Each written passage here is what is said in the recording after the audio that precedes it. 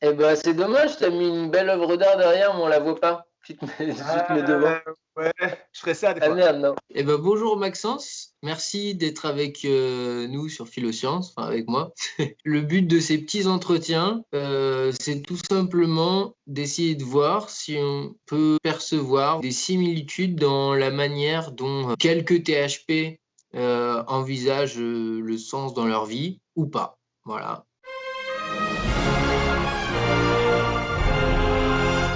Déjà, merci d'avoir accepté mes questions. Donc, toi, tu es THP. Est-ce que tu peux nous expliquer ce que ça veut dire? Alors, ce que ça veut dire, c'est j'ai tout simplement passé un bilan psychologique et il est Mhm. ressorti que j'avais un QI supérieur à 145, Ok. ce qui me place dans la catégorie des personnes à très haut potentiel Ouais. intellectuel et aussi émotionnel. Tu dis émotionnel, mais le test de QI ne teste que le quotient intellectuel. 145, ça correspond au quotient intellectuel, on est d'accord, ça n'a rien à voir avec les émotions. Tout à fait. En fait, j'ai bien parlé d'un bilan psychologique qui m'a été fait. Donc, dans le bilan, il y Ouais. avait deux choses. Il y a eu le score de QI, qui donne une illustration des capacités cognitives. Mais à côté de ça, elle a testé d'autres choses. Et donc, le bilan portait aussi sur mes capacités émotionnelles, qui sont aussi au-dessus de la normale, ce qui est le cas de beaucoup de personnes qui ont un QI élevé, voire un très haut potentiel. D'accord. Mais pour le coup, ça, c'est difficilement quantifiable, on est d'accord. Il n'y a pas de score. Il n'y a pas de score là-dessus. C'est par rapport à des tests D'accord. oraux, de visualisation, tout ça. Yes. Ok. Donc, Maxence, tu as bientôt 40 ans, je crois. Oui. Dans combien de jours? Une semaine, tout pile. Ok. Bon, félicitations. Ou pas. Donc du coup, bah, ça fait pratiquement 40 années que tu es dans ta vie. Est-ce que tu as l'impression en ce moment que ta vie a du sens? Alors, c'est rigolo.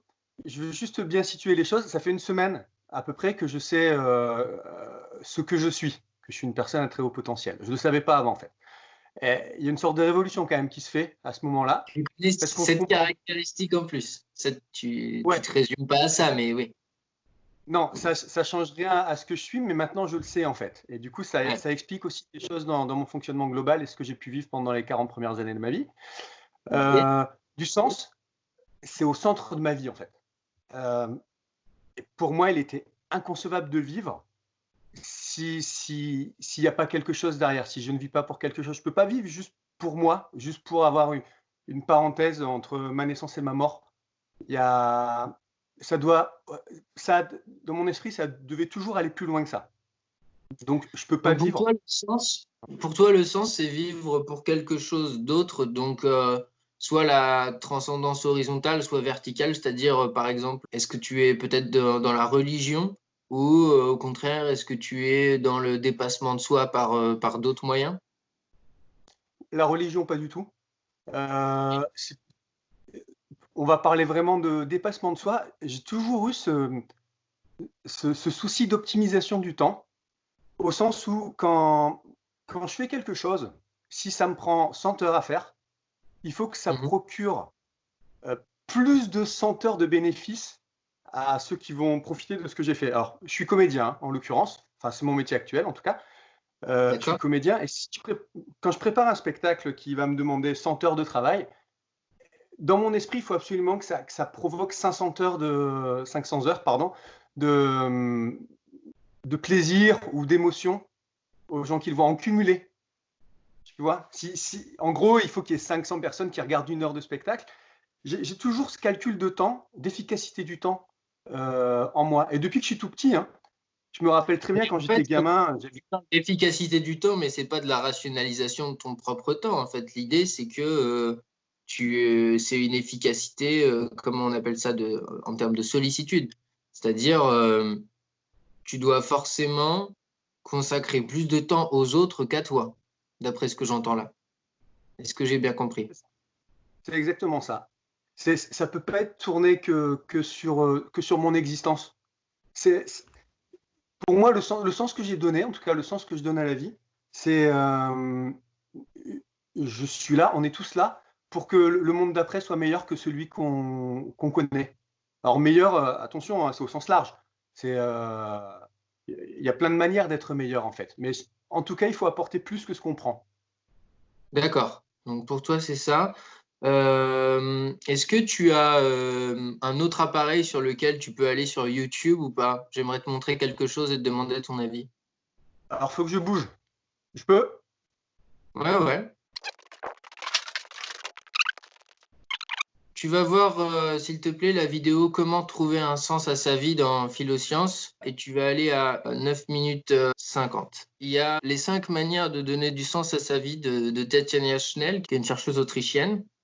Donc, il y a la signifiance, ce qu'on Ouais. fait est important pour soi et pour les autres. L'appartenance, donc le sentiment d'avoir sa place dans un groupe. La cohérence, donc ordre, harmonie de ce qui arrive dans nos vies. On a l'impression que le monde n'est pas totalement gratuit et absurde. Et l'orientation, c'est-à-dire savoir pourquoi on se lève le matin, savoir quelles valeurs on défend ou quel but on poursuit. D'accord? Mhm. Dans lesquels tu te reconnais? Alors, je me la repasse. La signifiance, clairement. Pour toi, ce qui est l'important, c'est d'être, j'ai l'impression, assez visible pour les autres et de. Ouais, pas forcément visible, hein. Faut que ça ait des effets, obligatoirement. Ouais, en apportant une valeur ajoutée, voilà. Et donc, comme tu fais ça et que tu estimes qu'il n'y a que ça d'important, évidemment, ce que tu fais est important. Et L'appartenance, c'est quelque chose de tout nouveau pour moi.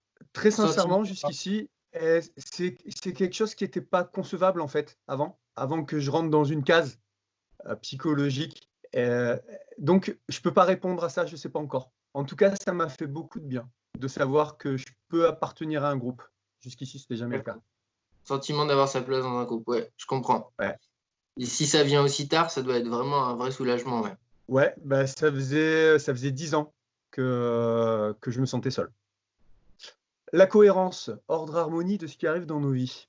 Alors, le mot cohérence en lui-même, pour moi, c'est un mot-clé, indispensable pour donner du sens à quelque chose. Après, la suite, ordre, harmonie de ce qui arrive dans nos vies, il y a un côté plus ésotérique qui m'embête. Voilà. Mais en tout cas, donner du sens, c'est en lien direct avec la cohérence de ce que tu peux faire, une cohérence globale. En fait, c'est pas, comment dire, c'est avoir l'impression que le monde, tu vois, il suit à peu près des lois logiques et que c'est pas un chaos total. C'est surtout ça. Mais c'est pas forcément religieux du tout, ni spirituel. Ça peut être scientifique. Mhm. Dans ce cas-là, oui, clairement. Et après, orientation, savoir quelle valeur on défend ou quel but on poursuit, c'est presque accessoire. Voilà, c'est présent, mais ça découle du reste, je dirais. Ouais, mais maintenant, tu as l'air quand même. Tu as commencé par me dire pourquoi tu te battais, limite, c'est-à-dire donner du plaisir aux gens. Donc ça a l'air assez clair quand même. J'ai pris un exemple. J'agis dans d'autres. Là, je t'ai donné l'exemple de mon métier. Maintenant, je donne du sens dans d'autres domaines aussi. Je vais prendre l'exemple de mes enfants, par exemple, où j'essaye de faire en sorte qu'ils puissent être heureux dans leur vie en trouvant la bonne place et en étant capable à D'accord. leur apporter des choses. C'est en ça que pour moi, ça découle parce que des orientations, je peux en avoir plusieurs Ok. Tu habites où, au fait? dans la Drôme. Près de Haute-Spe- quelle ville? J'habite à Nyons. Près de quelle grande ville? Je suis à 1 heure au nord d'Avignon et, Ah, d'accord. voilà, et 1 heure à l'est de Montélimar. Bah, j'allais dire, c'est le bon endroit pour faire du théâtre, mais c'est pas la bonne période. Non, non, et puis c'est pas le bon endroit, contrairement à. J'y suis venu pour ça à la base et c'était pas une bonne idée. Ah bon? Ouais, C'est ouais, saturé. il y a trop de concurrence, il y a trop de business sur Avignon, c'est pas un bon endroit pour ça. D'accord. Ok. J'ai une pièce qui a été jouée à Avignon en 2016. Ah ouais? Quoi? Les fabuleuses aventures de Bérangère Bergot. C'est une sorte de conte philosophique sur le sens de la vie avec une jeune fille qui se barre de chez elle et qui essaie de tester différentes manières de trouver du sens dans sa vie. D'accord. J'avais monté ça avec des copains du cours Florent. T'as fait le cours Florent? D'accord. Ouais. Ok. Alors, est-ce que je peux te demander maintenant d'aller à 3 minutes 44, s'il te plaît? Ouais. Tu as combien d'enfants? 2. Ok, Ils ont 10 et 12 ans. d'accord. Bravo. Félicitations. Enfin, je sais pas si on dit bravo pour les naissances, mais je sais pas si on dit encore bravo à 10 et 12 ans. T'es un peu à la bourre, quoi. Alors, est-ce que tu vois les 26 manières de donner du sens à sa vie? En montant en gamme, là. Là, tu vois, je t'ai Ouais, fait c'est les ça, 4 manières. Je les vois. Donc en fait, tu vois, là, elle a regroupé les manières de donner du sens à sa vie en 5 catégories, cette bonne vieille Tatiana. Autotranscendance horizontale, autotranscendance verticale, autoréalisation, ordre et sentiment de bien-être ou appartenance. Est-ce que tu pourrais, j'allais dire en choisir 10, mais bon, dans lesquels tu te reconnais, dans lesquels tu te reconnais pas? D'accord. Alors, lien avec la nature, c'est important. Engagement social. La générativité, c'est faire des enfants. Est-ce que ça a Euh, donné du sens à ta vie de faire des enfants ou pas? C'était pas une obligation, mais une fois que je l'ai fait, c'était pas à prendre à la légère en fait. Donc, je pense que j'aurais pu donner du sens à ma vie sans faire d'enfant. Mais maintenant qu'ils sont là, c'est un fil directeur extrêmement fort. C'est sans doute devenu le fil directeur le plus fort. Donc, allez, D'accord. je vais le mettre, mais il y a 15 ans de ça, je l'aurais pas mis. Donc au moment où tu les as faits, tu l'aurais pas mis. Alors, avant que je décide de les faire, ça a été un vrai questionnement en fait de faire des enfants parce que je savais qu'en faisant des enfants, je faisais une action concrète et très forte sur le monde dans lequel je vis. Parce que je rajoute euh, Mm. 2 personnes potentiellement qui peuvent apporter du positif au monde dans lequel je vis et qui peuvent aussi apporter du négatif, voire souffrir du négatif qui existe déjà. D'accord. Au niveau du positif et du négatif, pour toi, la définition est assez claire et simple dans le monde. Tu vois assez clairement et facilement ce qui est positif ou négatif. Assez facilement, non, mais j'ai des pistes de ce que j'estime positif et de ce que j'estime négatif. Tu pourrais nous en dire un petit peu plus? Le côté négatif, c'est le côté fuite en avant de l'humanité, euh, totalement, avec une croissance totalement irraisonnée et déraisonnable, Donc ce qui va contre la survie de l'espèce. qui va pour la survie de l'espèce à court terme et contre la survie de l'espèce à long terme. Parce que je pense que ce que fait l'homme aujourd'hui, il assure sa survie pour les années qui arrivent, les mois, les années qui arrivent, mais il ne pense pas aux générations qui suivent. C'est Et pas ça, plutôt son confort qui l'assure? son confort, c'est sa survie, je pense que toute espèce animale ou végétale va vers le moindre effort. Donc, D'accord. ouais, elle va vers son confort. Après, je pense que, mis à part l'homme, les autres espèces ont une sorte de régulation naturelle. C'est-à-dire que si la recherche du confort les amène à mettre en danger le confort ou la survie de leur descendance, il va y avoir une autorégulation, ce que nous, on n'a pas. Ce que nous, on n'a plus parce qu'on est trop puissant par la technique, ce genre de choses. C'est ça? Trop puissant ou ouais, et puis aveugle. Je pense qu'il y a un mouvement de masse, de foule, qui fait que on demande pas à tout le monde de réfléchir. Après, il y en a qui diront qu'on demande à tout le monde de ne pas réfléchir. Ouais, je suis pas dans le complot non plus. Je pense que c'est un problème de confort en fait. C'est-à-dire que c'est plus simple pour les gens de ne pas réfléchir, donc ils y vont. On réfléchit pour D'accord. eux. Ça, c'est des théories un peu générales sur enfin, comment dire, sur le bien et le mal, mais concrètement, dans ta vie, ce que tu appelles le bien, c'est par exemple les valeurs prosociales. Donc, c'est une question, hein. Donc, par exemple, ce qui va dans le sens du lien avec l'autre, j'ai l'impression, Mm. tandis que tout ce qui est antisocial, tu as l'air de trouver que c'est le mal. Donc, par exemple, quand tu disais tes enfants pourraient faire le bien ou le mal dans ce monde, ce serait, j'imagine, apporter plutôt du plaisir à d'autres gens ou apporter plutôt du déplaisir à d'autres gens. C'est ça? Ouais, c'est ça. C'est être utile à la survie de l'espèce à long terme ou pas. Ok, tu mêles ça à la survie aussi, d'accord. Ouais.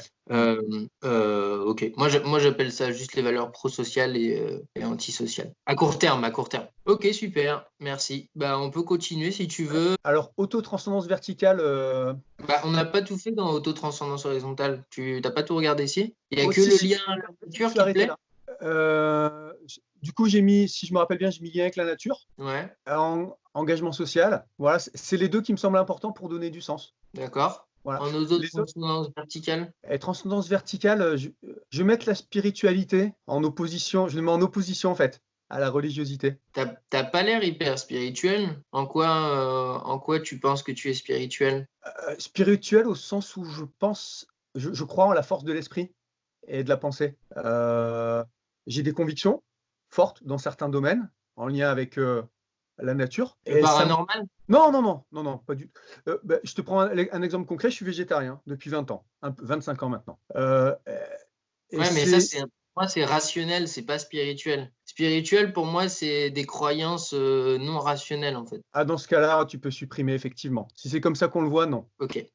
Euh, autoréalisation. Alors, trouver du sens, créativité, ouais, clairement, pour moi, c'est super important. Mhm. Euh, donner du sens par la connaissance. Je pense que c'est important que moi, j'ai des connaissances pour avancer, pour faire avancer le monde. Maintenant, je suis pas sûr qu'il faille que j'en apporte au monde pour qu'il avance. Je sais pas si c'est clair. Ok. Mais toi, ça te nourrit d'avoir de nouvelles connaissances. Pour moi, il faut que j'ai des connaissances absolument pour prendre les décisions qui me semblent importantes, qui me semblent donner du sens à ce que je fais. D'accord. Ok. Je le place vraiment, tu vois, connaissance. Je suis quelqu'un qui n'aime pas les citations. J'aime pas qu'on me dise c'est comme ça, c'est comme ça. Tu dois penser de cette manière-là ou les choses se passent de cette manière-là. J'ai besoin de savoir pourquoi en fait. Donc clairement, il faut que j'aille vérifier les informations que j'ai, dans la limite de mes compétences évidemment, hein. Mais Mhm. voilà, la connaissance me sert de preuve et de justification à ce que je peux faire. Donc c'est indispensable. D'accord. Ok. Défi, ouais. Alors là, à 1000%, aller plus loin que ma zone de confort. Faire plus que ce que je sais que je sais faire. D'accord. Indispensable. Après, vas-y. Le pouvoir, ça t'intéresse pas? Non. Ok. Pas du- la performance en lien avec le défi, quoi. C'est pas tant la performance pour ce que les autres vont voir, c'est pour ce que moi j'ai réussi à faire. D'accord. Voilà.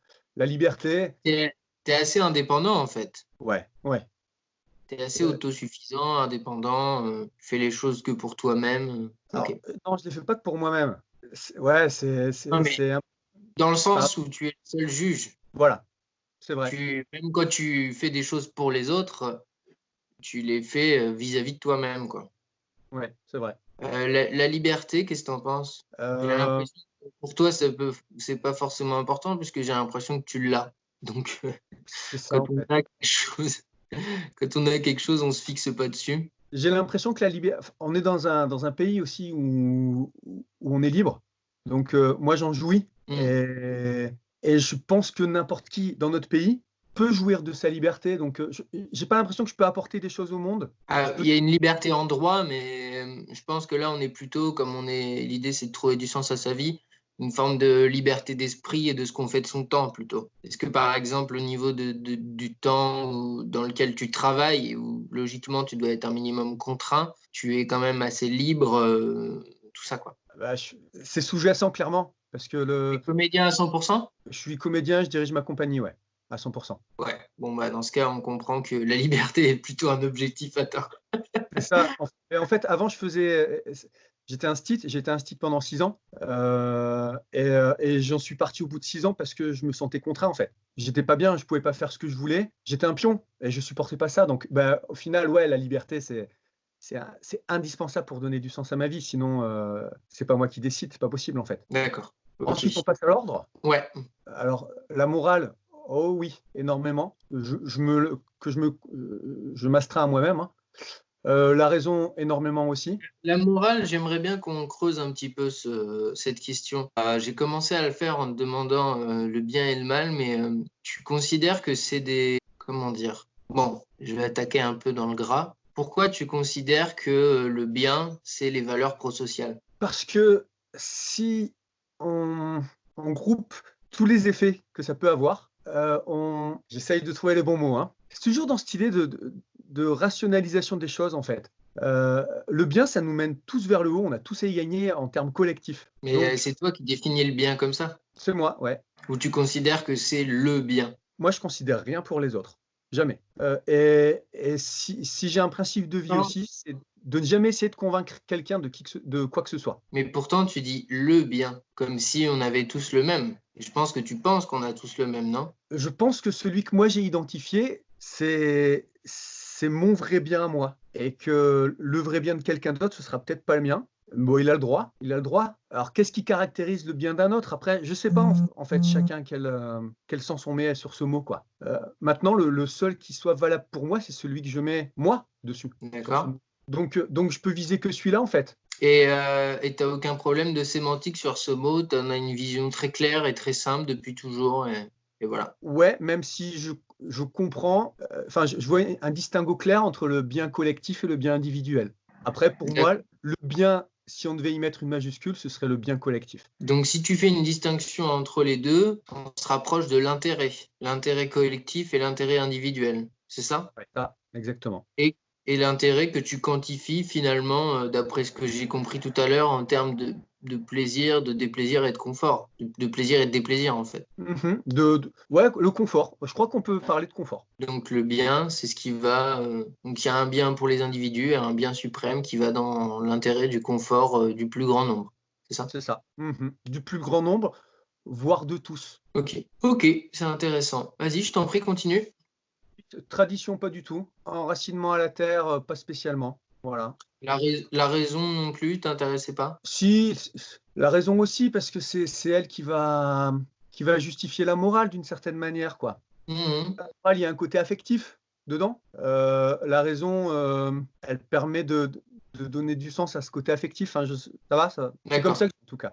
Donc pour toi, ta morale t'est donnée directement par tes émotions. Pas directement, parce qu'il y a aussi, ma raison intervient obligatoirement. Maintenant, Ok. ma morale est dictée par mes émotions et mes émotions sont découlent de ma raison. Parce que toi, tu as du déplaisir à voir quand les autres ont du déplaisir, ou toi, tu peux parler plutôt de confort. Toi, tu as de l'inconfort à voir quand les autres sont pas confort, et au contraire, c'est positif quand tu vois que les autres sont bien. Tu pouvais pas C'est dire mieux. ces émotions-là qui dictent finalement ta morale. C'est ça, exactement. D'accord, Tu as mieux trouvé les mots que moi, en fait. C'est ça. c'est gentil. Alors, sur la dernière catégorie, qu'est-ce que tu en penses? Alors, on est dans la catégorie du nouveau pour moi, comme je te l'ai expliqué tout à l'heure, en termes Mhm. d'appartenance. Du coup, là, il va y avoir une grosse part émotionnelle du moment. On a presque Voilà, donc fini, hein, t'inquiète pas. pas de souci, t'inquiète. Sentiment de bien-être ou appartenance. Le plaisir. Putain, c'est fou, quoi. C'est pas mon plaisir à moi qui donne du sens. Donc, plutôt pas. Plutôt pas. Ouais. On va être plutôt dans la sollicitude qu'on a en 5e position. Ouais, ouais, c'est ça. Le bien-être, c'est quelque chose de nouveau.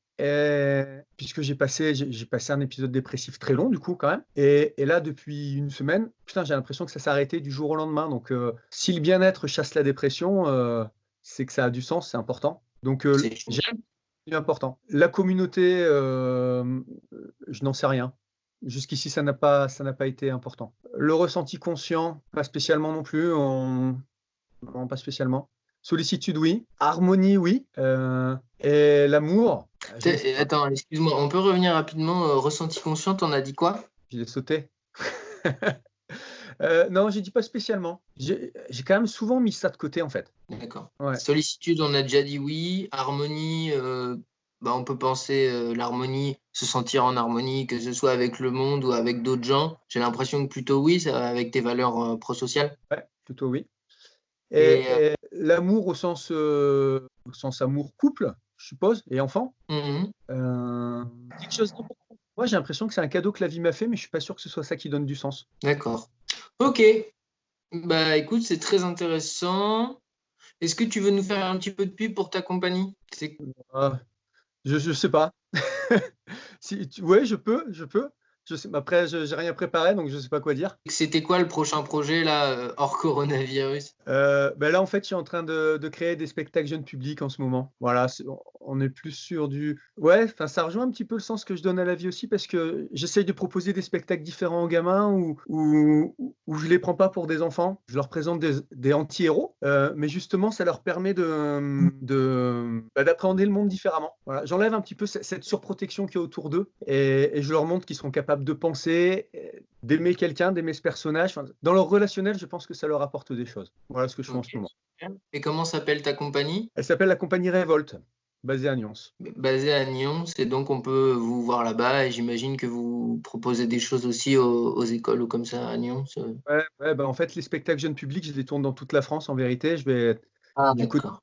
du côté de Toulouse, je suis monté dans le Jura cette année. Mhm. Voilà, le jeune public, il tourne un peu partout. C'est assez atypique, c'est pas vraiment le mot. Enfin, si, parce qu'on le trouve pas spécialement ailleurs, le ton que je propose sur mes spectacles jeunes publics. Et ça marche, ça fait boule de neige. C'est pour ça que je vais de plus en plus loin, en fait. Ok, bah ouais, c'est bravo, trop bien. Ça fait combien de temps que tu fais ça? Ça fait 10 ans que j'en ai fait mon métier. J'ai eu une période, enfin, pour financer mes études, je l'ai fait par le théâtre et je bossais en animateur socioculturel auprès de personnes handicapées. Et ensuite, j'ai bossé donc pendant 6 ans dans l'enseignement, dans l'éducation nationale. J'étais un STIT. Je me suis Ah bah oui, spécialisé. première on année. a dit. Ouais. Et je me suis spécialisé rapidement auprès des enfants handicapés mentaux. C'était génial. Ok, Les enfants. ok, génial. Bah écoute, merci beaucoup Maxence, c'est très intéressant. Super. Et puis n'hésite pas, si à l'occasion tu veux discuter d'autres choses, ce sera avec plaisir. Ouais, carrément. Écoute, je crois qu'on en a fini. Il me reste à te souhaiter une excellente journée. Merci, toi aussi. Salut! Bye bye!